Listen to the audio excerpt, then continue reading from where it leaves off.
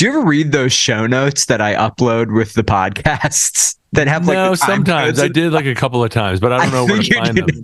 I just make them weirder and weirder every week. And I was just like wondering, I've never heard you say anything about them.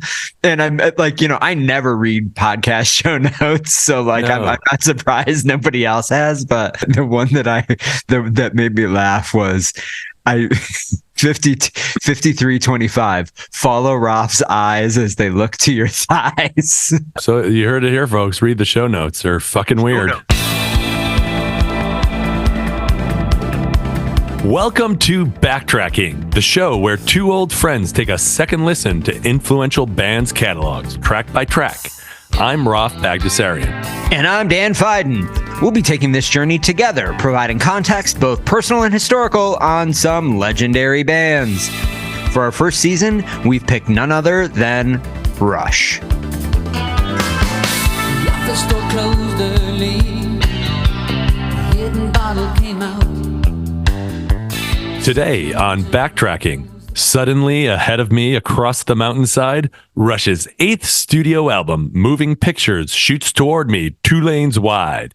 You heard me right, Rush fans. It's time for us to tackle Rush's most commercially successful album to date, 1981's quadruple platinum Moving Pictures. In June of 1980, Geddy, Alex, and Neil completed yet another exhausting 10-month tour of Canada, the US, and the UK, this time in support of Permanent Waves. But something was different this time around. To the delight of that skinflint Ray Daniels, this tour actually turned a profit. And so, to celebrate, at the encouragement of that bald bastard label head Cliff Bernstein, Rush decided to shit-can Daniels' plans for another live album and instead enter the studio. Which studio, you might ask? Why, the studio, of course. They sure did, Roth. But not before they worked out the songs similarly to how they approached writing the last record. So they hopped the turbine freight to Stony Lake, Ontario, which some say used to be a farm before the motor law. During their time in Stony Lake, the boys knocked out The Camera Eye, Tom Sawyer, Red Barchetta, Limelight, and YYZ. And after laying down some demos with Terry, Heavy is the Head That Wears the Brown, they returned to Morin Heights, Quebec, and the studio. The band was pleased. And so was I. Le Studio is a stunning facility with gorgeous views, lovely amenities, and a new 48-track digital recording system. Rush was keen to start working with this system, and while it resulted in some interesting changes to how the band and Terry, If It's Brown, Flush It Down, approached recording, it also made for some delays. Nonetheless, the album was still recorded in just 2 months and was released in February of 1981. So what else was flushed in early 1981? Jimmy Carter is flushed as president to be replaced with Ronald Reagan. After 19 years on air, Walter Cronkite is shit-canned. And Steven Spielberg wipes his ass with the box office competition with the release of Raiders of the Lost Ark. Raiders, what a great movie. Raiders. That was a great movie. That was a great. Too bad you don't speak Jovito. No, he goes, you could tell them if you spoke Jovitos. Jovito. I wonder if a lot of kids after that in like 1982, there's like one Jovito teacher in like high school who all of a sudden is getting letters from all over the place. Kids all over the country. Or this is one I've heard you say before. Yes, they call him Belosh. Belloc. So listen, Roth. First of all, I'm glad you're feeling better after the cold. I would say that your voice is 95%. Yeah, it's your 95% is like most everybody else. The steroids else's. I'm inhaling are doing the bit. It's fitting that we're doing this episode on a Sunday because this album is about as close to a holy holiday for Rush fans as it gets, right? Yeah, it really is. I mean, this album it's almost difficult to approach this album. I will say that I felt a little more stressed out about approaching this album than I did about even 2112. I think because 2112 is maybe slightly less better known, and I don't want to kind of give away too much, but I think it's in some ways been appreciated better over time than maybe moving pictures, but we'll get into that. I think there's only one Rush album where we don't have to worry about fucking it up because the band fucked it up by releasing the original version, and that's Vapor Trails. But since we're talking about moving pictures, you want to get started with the album, Mark? Because I think that says a lot to set up the rest of the conversation. Yeah, we'll dive right into the album art. Should I just go through the basics first, though, Roth? Yeah, let's do it. Some real basics around this one. So it's the album was released February 12th, 1981. Went gold just 2 months later, April 13th, 1981. And what's really amazing and needs to be appreciated by anyone who's unfamiliar with Rush or a more casual fan, this album went platinum in April of 1981, just about 2 weeks after it went gold, and really just about 2.5 months after it was released. It then went double platinum in 1984, triple platinum in 1986, and finally went quadruple platinum in 1995.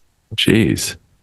No, that means it sold a lot of records. Yeah, put a lot of Canadian dollars into the guy's pockets.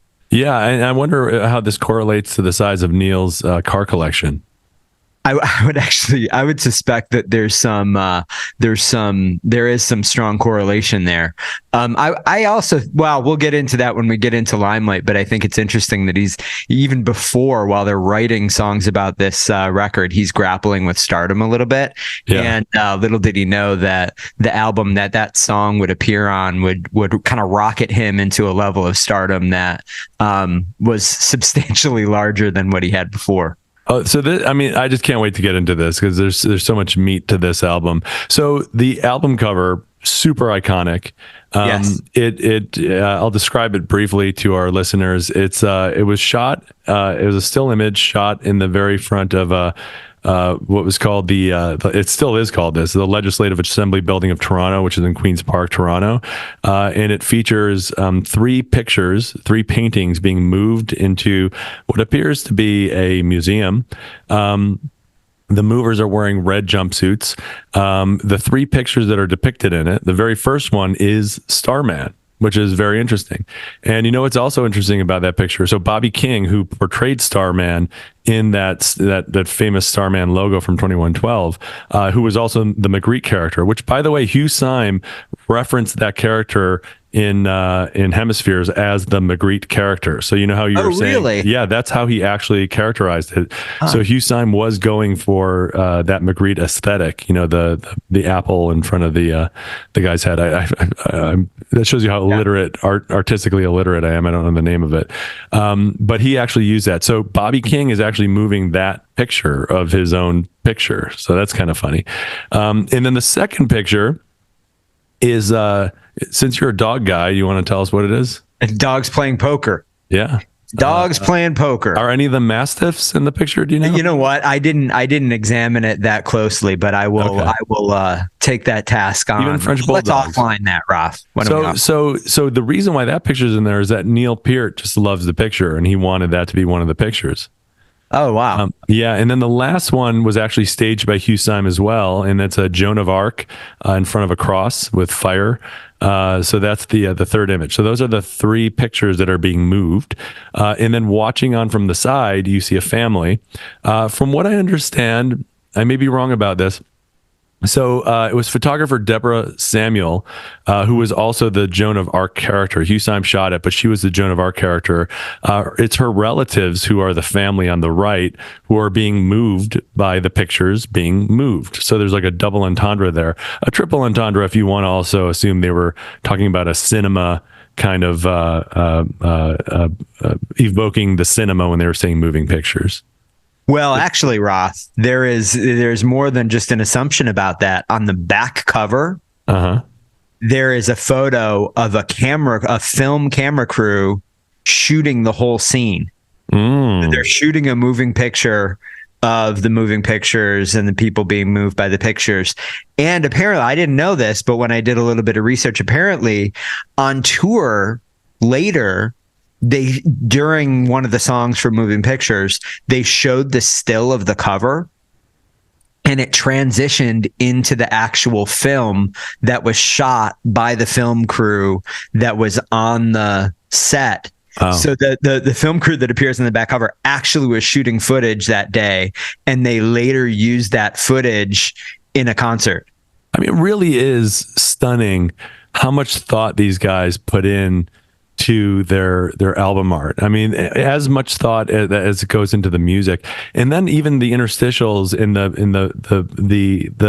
media that they had in their live shows were brilliant, and they got better and better and better as they went on.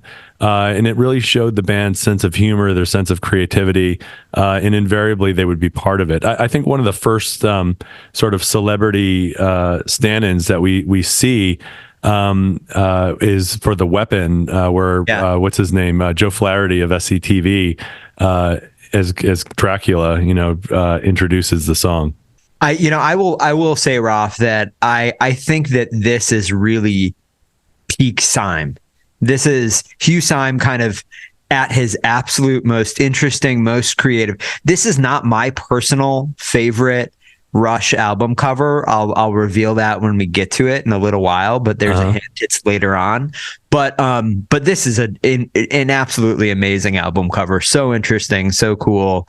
And I think it really kind of highlights, not only does Hugh Syme, play a little bit of keyboards here and there across the kind of middle era of Rush, but he was really, I think, a creative partner with the band in a lot more ways than that, and I kind of love to see it. It's just such a cool dynamic they have. Yeah, but I think this is just a stunning album cover. It's certainly iconic. And next time I go to Toronto, I'm going to go to Queen's Park to get my photo in front of that location. I would imagine that there are, how like every time you go to London and you go to kind of the Abbey Road album cover location, there never are like been there, but yeah. Oh, you haven't? No, I was at the BBC. That was pretty awesome. Like I was like, well, if you go to where the album cover was shot, there's always or every time I've been there, there's like a giant mob of people waiting patiently to replicate the album cover. The same thing is happening in Buffalo, at the wreckage site where they shot the album cover for A Farewell to Kings. There's a line of people just wanting to get their photo taken in front of the wreckage. It's sad that wreckage is still there. No, but I would imagine that there probably, it is not infrequent that people show up to this location and try to replicate this album cover. I live, speaking of Raiders of the Lost Ark, I live literally maybe like an eighth of a mile away from a street called Ravenwood. And if you recall, Marion Ravenwood is Karen Allen's character's name. And she got that name because the writer of of Raiders of the Lost Ark, Lawrence Kasdan, he would drive over Beverly Glen to get to the studio from his house, and he named Marion after his mother-in-law, and then he just saw the sign that said Ravenwood, and he's like, oh, that's a cool last name. So he named her Marion Ravenwood.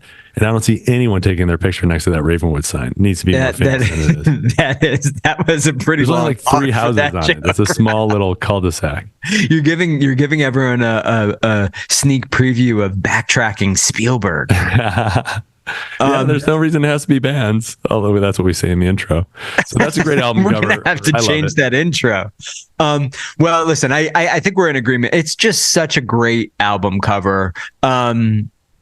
I don't want to beat it to death, but it's one of the high points. If you haven't seen the full vinyl album cover, definitely check it out, and check out the original one. I know that when they did these kind of 30th or 40th anniversary reissues of some of of a number of the albums, Hugh Syme kind of recreated the album covers. Mm-hmm. I don't know if you've seen any of these, Roth. They're interesting and they're evocative of the original covers, but I personally just feel like the original covers are so strong, they should have just let them stand.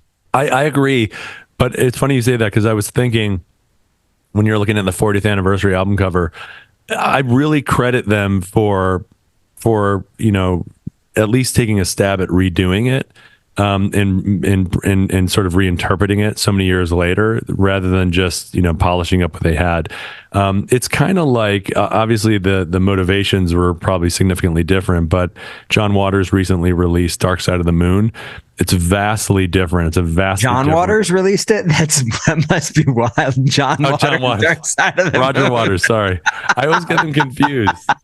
I know John Waters. So yeah, so I get him confused. Roger Waters re-released Dark Side of the Moon, and it's a very different interpretation and very different reason for doing the interpretations. But that's for Backtracking Pink Floyd, which is coming out in 2029. Stay tuned for more details on that. Okay. All right. So, Ralph, why don't we get into the production and arrangements? I know that you're chomping at the bit because another record recorded with Terry Turn Your Frown Upside Brown and Le Studio. Yeah, Le Studio's back. It was a staple in this era of Rush. The I think we agreed it's called the Space Kimonos with Rickenbacker asterisk next to it. At least I agreed to that. You didn't. Yeah. But this was their home, their recording home, and I would say that of any studio that is Rush, this is it. Right. Many bands have that one studio. Like for Fleetwood Mac, it was like, Sound City up in Van Nuys, but for Rush, it's certainly Le Studio. Yeah, I think as we talked about in the last episode, I think that the sound of the recording, once they move to the studio, substantially changes. I think it becomes a much more 1980s sound. Well, and also Geddy has room for his bongos, and I think that really was broke the dam on their creativity. Instead of talking about the bongos, Ralph, you want to talk about the change in basses that he used on this album? What were the change of basses? You tell me. I thought you're like the bass guy. You're supposed to know this. We should have had Dave Niles. Dave Niles should have been our special guest on this because he is a bona fide, and shout out to Dave Niles, our number one fan.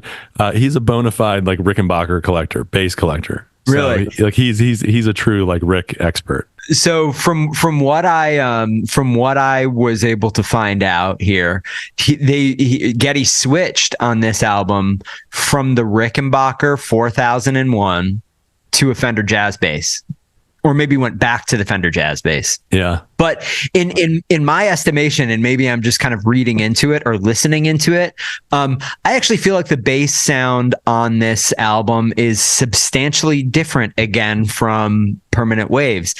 I think a couple of instruments are recorded a little bit differently, but I do feel as though the bass has a slightly it has less of that trebly sound that the Rickenbacker had. Well, I think he was using the Rick for a significant portion of this because, like, the beginning of the beginning of like Red Barchetta, that's a Rick. Like, it has to be a Rick. Maybe we could have our listeners duke it out. But what's interesting, though, is that they chose Le Studio this time, whereas the first time it was sort of a compromise because they couldn't get their first choice. Is that correct? They couldn't afford their first choice. Yeah, for the first album, for Permanent Waves. But for this, they could afford the first choice, but they opted their first choice was the studio, I guess. Yeah. And was in a much better financial position after the Permanent Waves tour. But regardless, they decided to stick with the studio. Now, where do they record Signals? I don't know. We'll have to find out when we cover Signals. Okay, well, we'll find out. Don't spoil it, Roth. So now here's the thing: if they went back to Le Studio for Signals, then it cements Le Studio in Rush history. Well, I do think that this album, there were a couple of changes that I noticed just in the way things sounded to me. First, the drum sound, the tom sound specifically, is like a very live sound, and it's a distinctly different tom sound from Permanent Waves and obviously the earlier records that were recorded in Wales. But I thought that was pretty, it was pretty noticeable. The rest of the drums, I think, retain that very crisp, kind of tight, low ambience sound. And I think overall, at least in my opinion, this album is another very kind of crisp, clean, tight sounding album. There's just not that atmospheric kind of space feel to me. I agree with everything. Everything about it is 80s. Yeah, no, and I agree with what you said, except as if you listen to this in fucking Dolby Atmos on Apple Music. Like that shit really pisses me off. Like Really? I'm not like an audiophile. I'm not a purist. I get like mastering for iTunes, but when they run it through whatever, because it wasn't recorded obviously for Dolby Atmos, and when they run it through whatever kind of post processing they do to make it quote post, Dolby Atmos ready so that you have the spatial audio component, it loses all of that like all of that tightness is gone. Yeah. It's just it doesn't even sound like a good live recording. It just, it's loose. It's hollow sounding. Yeah. It just really, really, really sucks. So make sure if you're listening to this on Apple Music and you have spatial headset on, that you're not listening to it in Dolby lossless, yes, but not Dolby Atmos. Like that's a critical thing to note. Yeah. We will note that, Rob. We'll be aware. So I think one of the other things that I saw in here, and I believe that this was the first album where they incorporated this Oberheim synth. And it really is a pretty synth heavy record. And I think you hear it a bit, that the change really happens. The use of the synths really kind of kicks up quite a bit on Permanent Waves. But there are just so many places in this album that you kind of hear the precursors very, very clearly of the next, what I'm describing as the next era of Rush, the Skinny Ties era. But, I think your argument that they're, with this album and with Permanent Waves, they're already pretty well into that era. I think it's a pretty sound argument, Raf. This album. Pun intended. It does not sound to me really. No pun intended.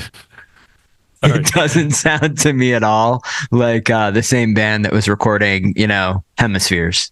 No, and that's what we love about Rush is that exactly. They're constantly evolving and finding new sounds and new ways to communicate and work with each other, and they all just work remarkably well. Like I said, and not to jump ahead, the only one dud I can say in all of Rush's history was really, and it's just really the mastering of Test for Echo or Vapor Trails rather, which they rectified fortunately. So I don't think you can even find it unless you have the original print of the CD. I don't think you can even find it online. They've sort of wiped history clean of that original version, which I remember when I first got the album, I was like so excited. It's like the first Rush album in like 7-8 years.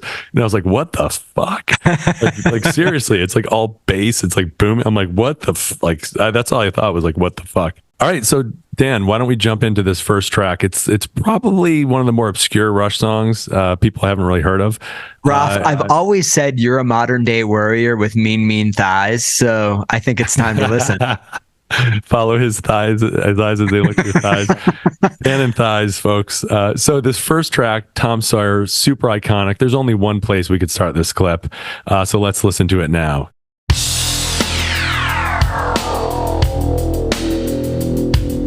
A modern day warrior, mean stride. Today's Tom Sawyer, mean pride.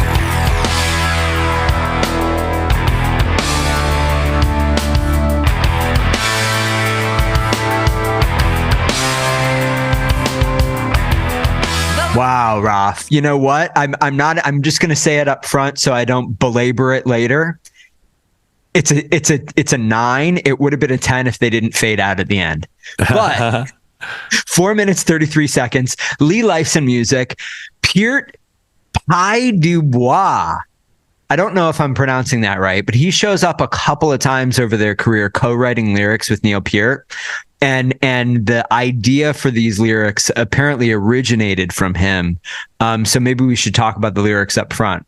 Yeah, let's talk about it. So I'm just gonna throw out a gauntlet.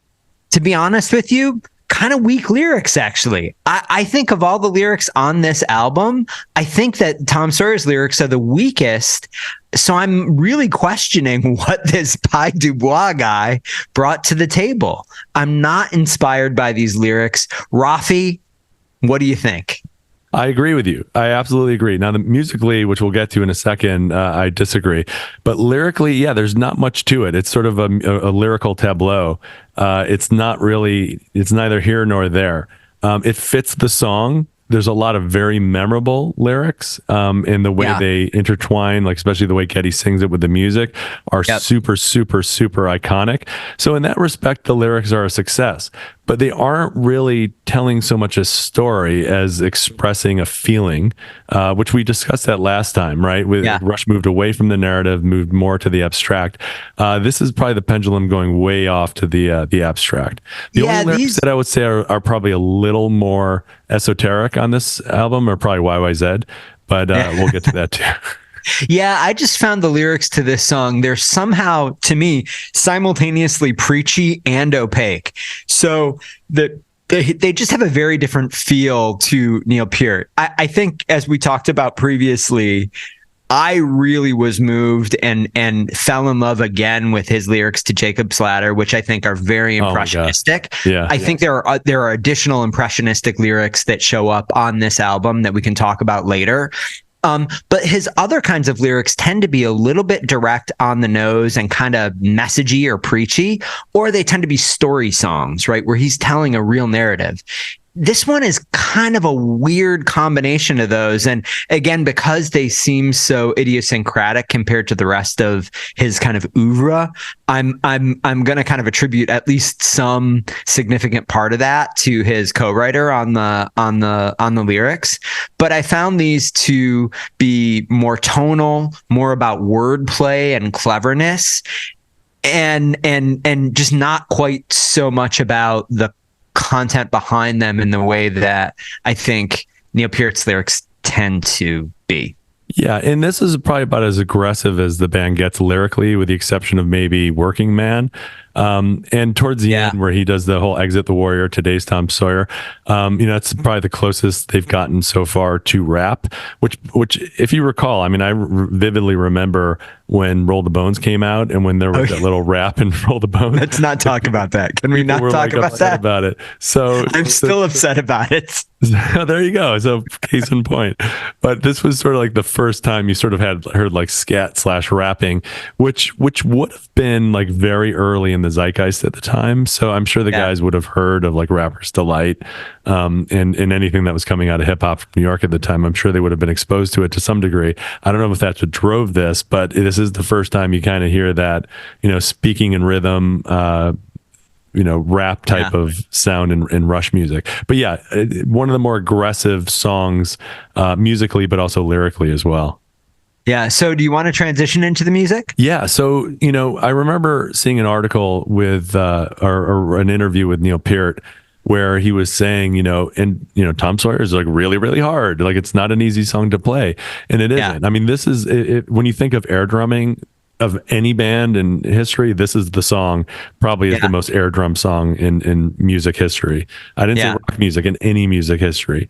It's interesting because being a lifelong Rush fan, like in my favorite album, the one I have the deepest emotional connection to being the very esoteric Caress of Steel, I've always, I don't want to say I stayed away from Tom Sawyer. I always liked this song, but it never really struck me as like the best Rush song ever. So I don't feel as close to this one, and maybe it was my own sense of superiority or whatnot, or wanting to be more esoteric that sort of kept me from really appreciating this song. But when you actually listen to it, both especially the music, it's just such a tight song. It's so well crafted. Yeah, the thing that struck me, it's difficult to kind of re-listen to this song with fresh ears, because it's just, you hear it. I mean, compared to the rest of Rush's catalog, you hear it so often, right? So there's a tendency, I think, to just kind of like zone out a little bit when when you've heard it as many times as I'm sure you and I have. But I really tried to kind of come at this song with fresh ears on a couple of re-listens that I did this week. And one thing that really struck me is how much space there is in this song. The verses in this song really are just kind of drums and vocals, You're right, because even like I was listening to the bass part during, what do you say about his company? And he's really, they're both holding back there, right? It'd be very easy to fill in those those riffs with, ghost notes and whatnot, but they both really hold back there. And that had to have been a conscious decision by the band or the producers, right? To really keep it clean and driving, but it's really works really well. And I think because of the amount of space that they have in those kind of 4/4 sections in those verses, it makes the 7/8 kind of sections where things get a little busier and a little more proggy, I think work that much better. There's this really interesting juxtaposition. It doesn't feel like the whole song is incredibly busy and kind of hard to track. You in some ways you're almost given those verses to get ready and anticipate those cool 7/8 sections. There's just a nice dynamic that at play here in the song that I didn't remember, and I really appreciated it when I heard it again this re-listen. Well, and this is going to be a theme that you're going to hear me bring up pretty consistently through this whole album. But for me, the best part about this song is the guitar solo. I think Alex's solos on this album are, I wasn't going to say brilliant, but they're genius. I mean, he really shows how to, he's extending the song storytelling, the musical storytelling with his guitar solos. They're not all shredders by any stretch of the imagination, but they're so melodic and just so well composed and so well structured. I think that, you could probably do a whole episode just on the guitar solos alone on this album. Yeah. No, I agree. The other thing that kind of popped out for me along a similar line to what you just said, Roth, is how much of a lead role the keyboard, the synth part plays in this song, both in terms of this kind of defining the sound of the song. It's like one of the most memorable kind of tonal elements of the song. And it also ends up, I think, delivering the most memorable melodies in the song, because the vocals aren't all that melodic, actually, to the point that you just made. They tend to be a little bit more rhythmic, a little bit more aggressive, but the keyboard comes in, for example, during those 7/8 parts. And I think anyone who's ever heard the song can remember that melody really easily, right? That do do do do do do do do do. It's like jazz. I mean, especially towards the end of the guitar solo, and the dun dun dun going into the last verse.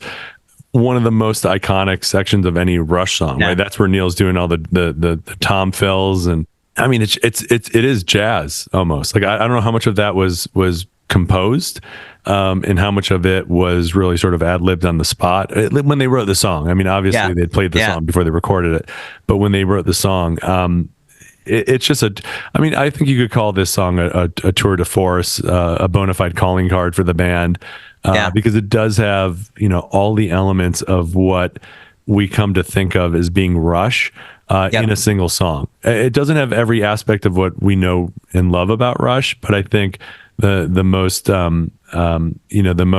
prominent parts of what Rush are all very well exemplified in this song. Yeah, I mean, I think it is not uncommon when you're thinking about a band that's as well loved by a subculture as Rush is, when they have a song that kind of breaks through commercially. There really is this, I think, tendency among the hardest core fans to generally disavow the song, right? You want to be like, oh, well, Rush has 20, 21 studio albums.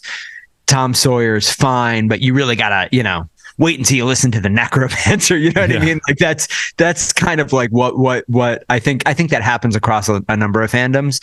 But this really is kind of an interesting song, and I don't think it's an example of a song where it's an uncharacteristically poppy song for the band, right?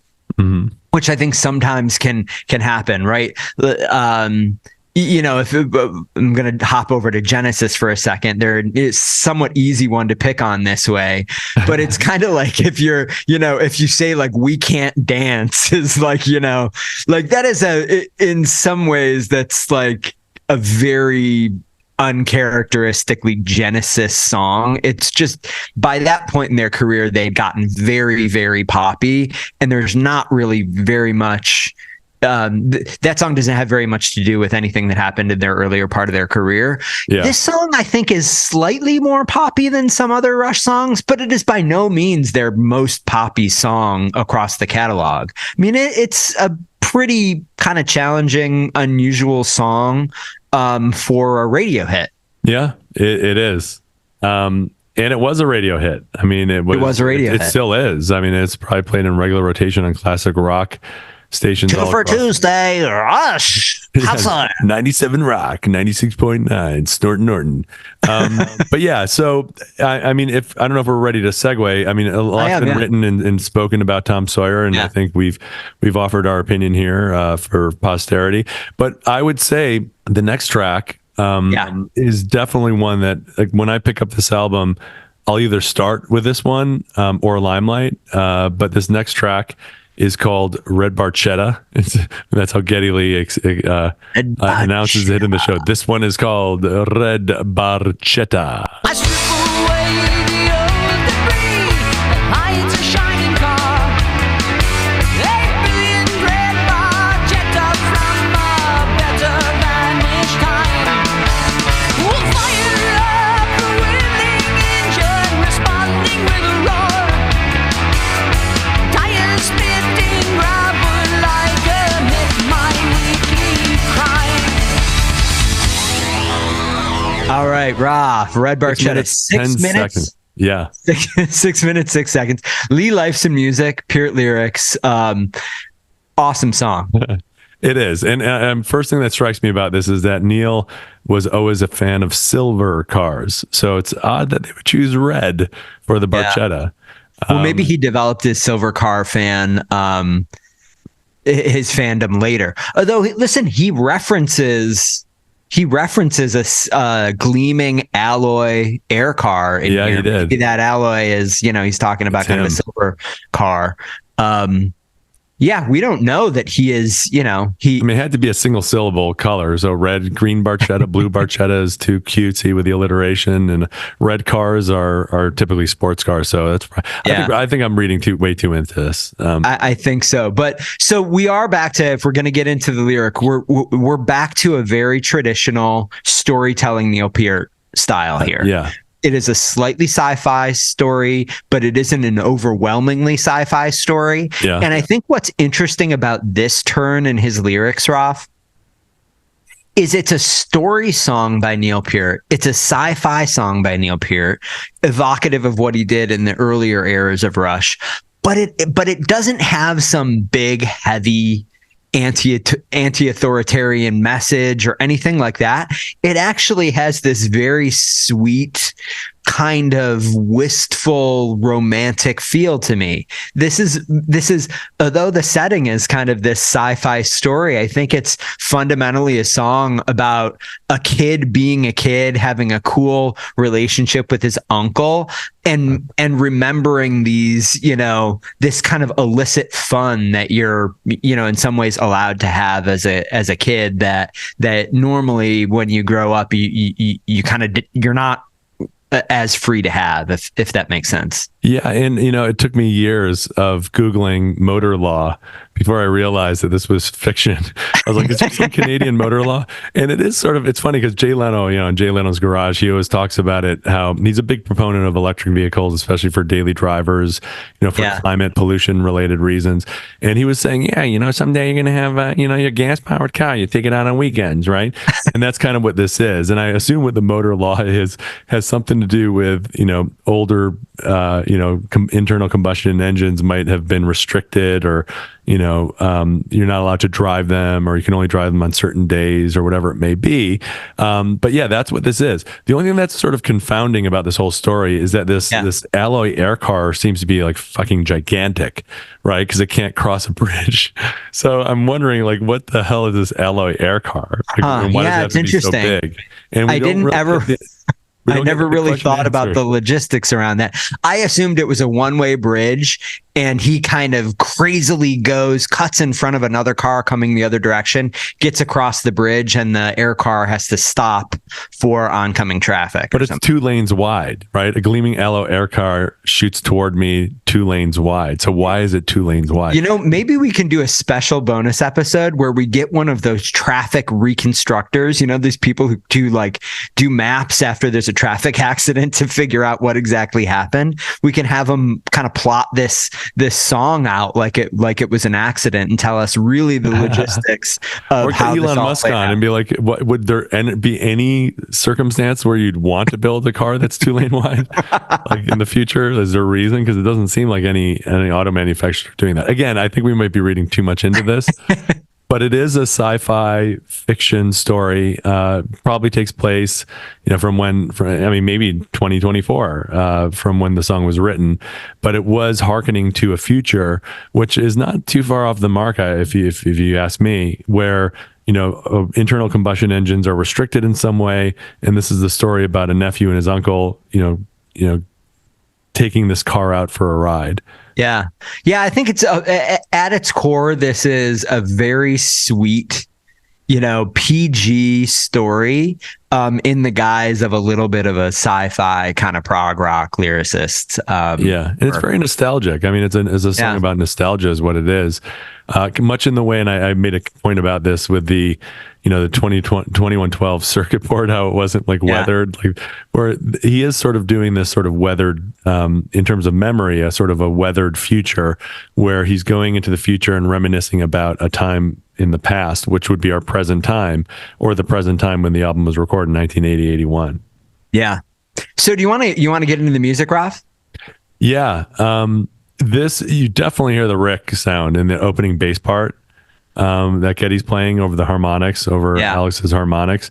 So he's got to be playing a Rick. Okay, so you're gonna say, I actually called that out. So the one of my favorite parts about what the bass does in here is at the end of the song, those little like chords that he's playing, kind of as the song is winding down. It sounds to me like he's playing chords on the bass.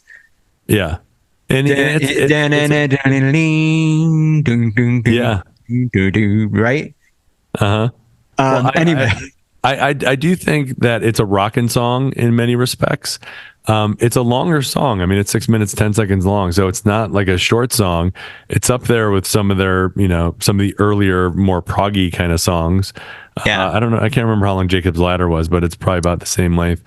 But it feels short. It feels like a solid, shorter rock song. And I'm sure there's a radio edit that's probably half as long.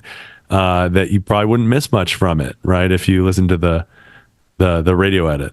The thing that I decided on re-listen, I like best about this song, and I think it's gonna, I know I'm always harping on fade outs, but I think this song is a great example of what you can do structurally in a song if you don't just kind of go into the fade out. This song has this great build, both in the lyrics and the music, in the beginning of the song, and then it starts totally rocking during the chase. Once the chase is happening, you've got this like total rock song, and then as he gets over the bridge, it goes back. It kind of takes it back down. The tone is much more relaxed and sweet, and just like it was in the beginning. And I love that book ending. What we're hearing at the very end there, as it sort of fades out, is him dreaming by the fireside with his uncle. Right. It's the memory of what they just had. And it's just, I mean, it really is a very touching, sentimental, song about a tender relationship. Right. Yeah. That's what it gets down to. And that's what I love about it. Like to your point, what you said earlier, it's not like overtly sci-fi at all. It's the best sci-fi is the implications of technology on our humanity. And even though this isn't as grand or as startling, that kind of examination of technology and how it impacts humanity, as you might say in like a Black Mirror TV series, it does show how, even as technology changes, even as we move into the future, there's certain relationships that we have that remain the same. And that's what really I think is touching about this song, is that it is a very simple story about a bonding experience between an uncle and a nephew. Yeah. I mean, I think despite the sci-fi setting, we're going back to the lyrics a little bit, but I think to your point, despite the sci-fi setting, this song lyrically has much more to do with Blinded by the Light than it does with 2112. You know what I mean? He's totally revved up like a deuce. All right. So, listen, Red Barchetta, I think this is an incredibly strong song. It's a song that I appreciated more on re-listen than I kind of remembered liking it. Definitely one of the stronger songs on this album. Yeah. All right. So do you want to move on to YYZ, Raf? Yeah, and when I called it YYZ, I wasn't trying to be like, snooty about it, but it is Toronto International Airport. So let's give it a listen. Let's see what's going on over at YYZ. All right, 7 minutes, 28 seconds of music by Lee and Peart. No credit for Alex in this one, boys. Why don't we listen and figure out whether we think that's fair or not? Let's go.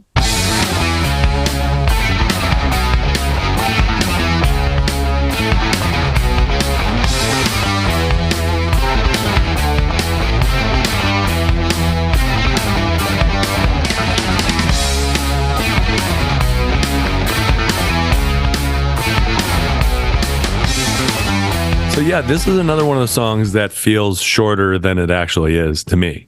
Yeah.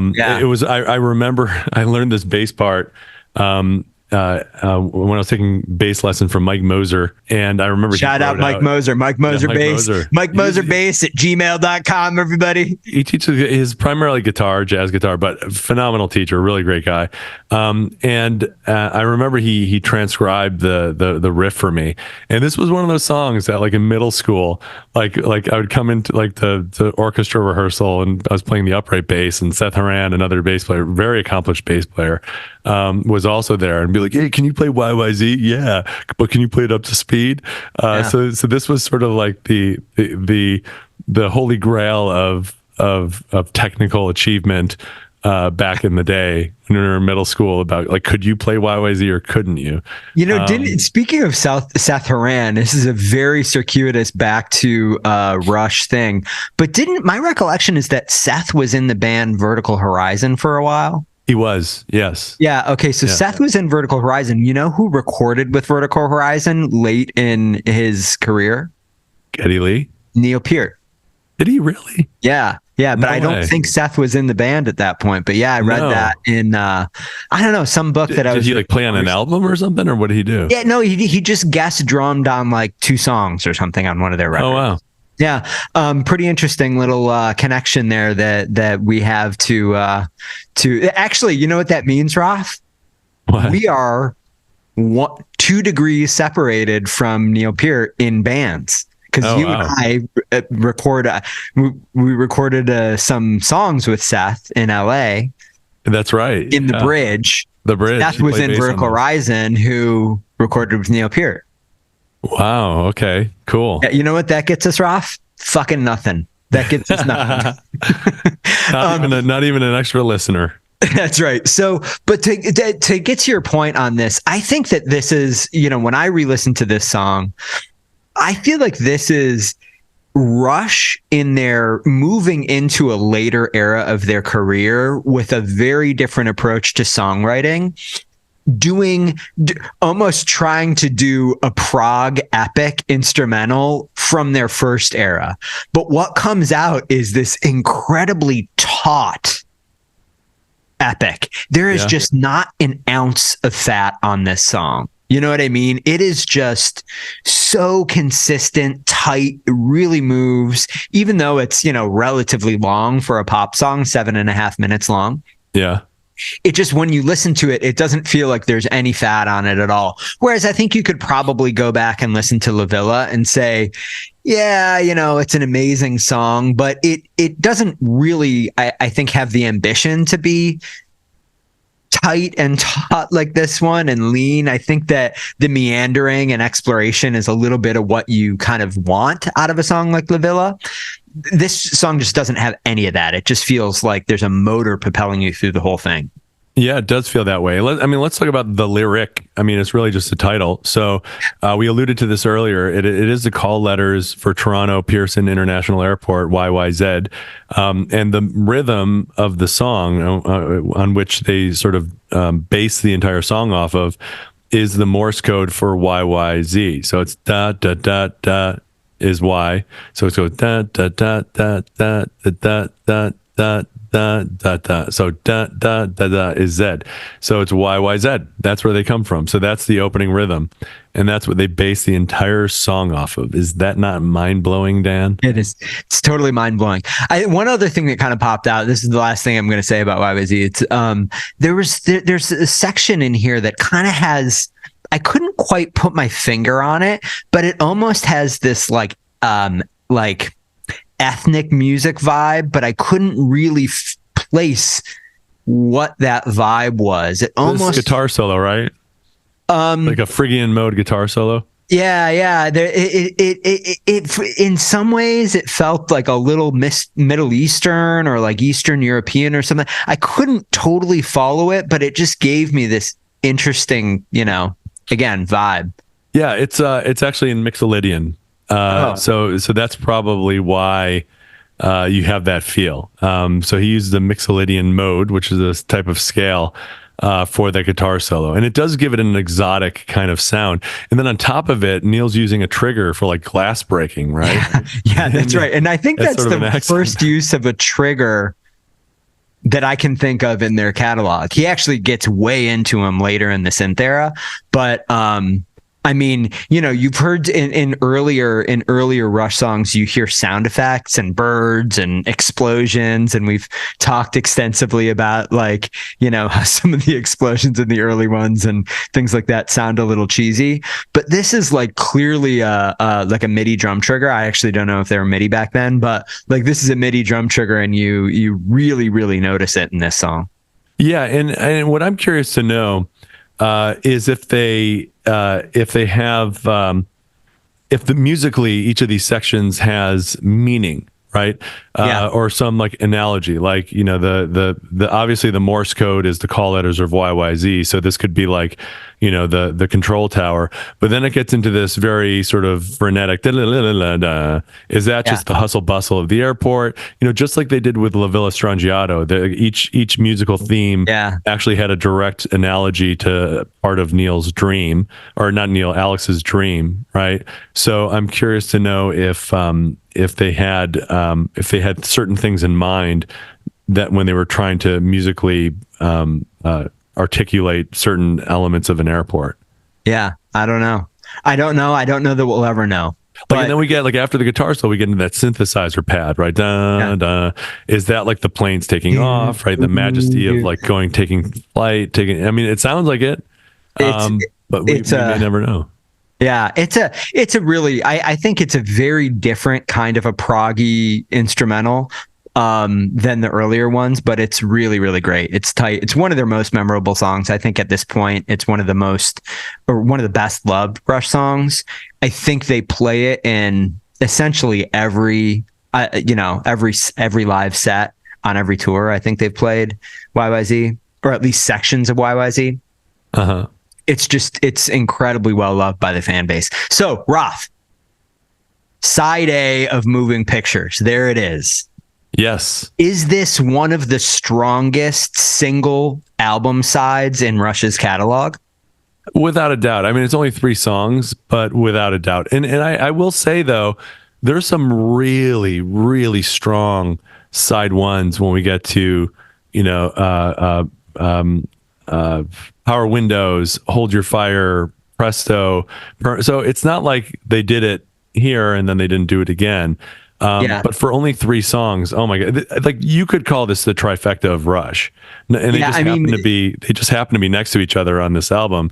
But if you were to take 3 songs from their entire catalog and you chose these 3s and put them 3 and you put them in this order, I wouldn't call you crazy. I'd be like, okay, I can see you got that. Yeah, I mean, it really is an incredibly strong first side of an album, any album by any band. And it is, I think, really interesting that these 3 songs in particular in sequence have become 3 of the best loved most well-known Rush songs ever, because that is not the fate of every song on this album, as we're going to get into next week when we cover side B. Roth, are you excited about side B? Dude, I'm so excited I wet my pants. Wow. Well, as long as you keep the hot sauce away from your schween there, then I think we're going to be okay, my friend. No handling of the bomb. You're not. So if you're at a barbecue and someone has the bomb there and you're holding it, like, wash your hands first or wear rubber gloves before you go to the bathroom. Take that from a man who knows. All right. So Roth, next week, I'm excited. Side B, Moving Pictures. So where can they find us if people really want to know more about what we're doing? Oh my God, Roth, it's so easy. If you want to find out more about what we're doing, all you do is you go to x.com/backtrackingrocks, ROX. That's Backtracking Rocks, ROX. Or go to Instagram. That's your favorite place for looking at videos of people doing life hacks. Take a break from the fucking life hacks for a second and go to Backtracking Rocks, ROX at Instagram. And if you don't do either of those things, which is understandable. Listen, there's a lot of controversy about these social media platforms. Just try email, electronic mail, backtrackingrocksrox@gmail.com.